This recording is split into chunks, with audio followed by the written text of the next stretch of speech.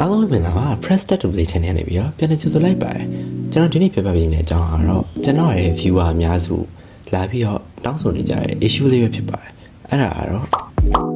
ဟုတ်ပါတယ် FPS ကြားတဲ့ပြဿနာနဲ့ game ဆောင်ရင် slow motion နဲ့ဖြစ်နေရပါအဲ့ဒီဟာအတွက် PCSH2 ရဲ့ graphic setting ရော PPS2 ရဲ့ graphic setting ရော mobile laptop နှစ်ခုလုံးရဲ့ graphic setting ရောကျွန်တော်ဒီ video ထဲမှာထည့်ပေးပါမှာဖြစ်ပါတယ်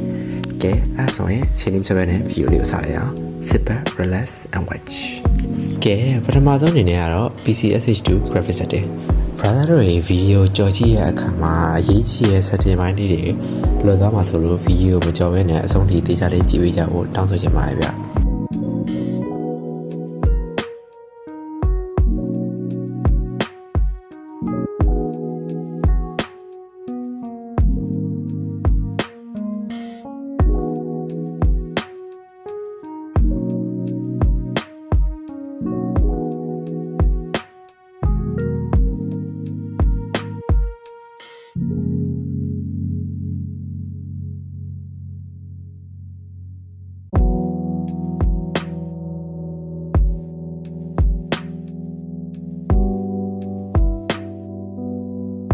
နောက်တစ်ခုအနေနဲ့ကတော့ PPSS2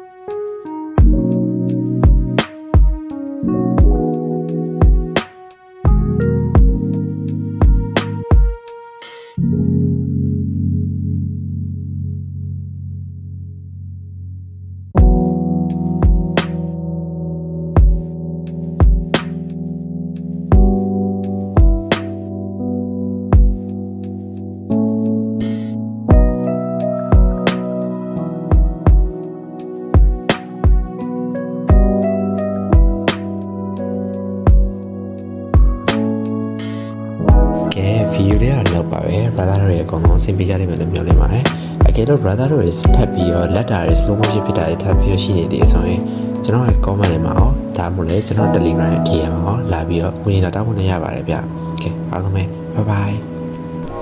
人はなぜ夜更かしをすると思う？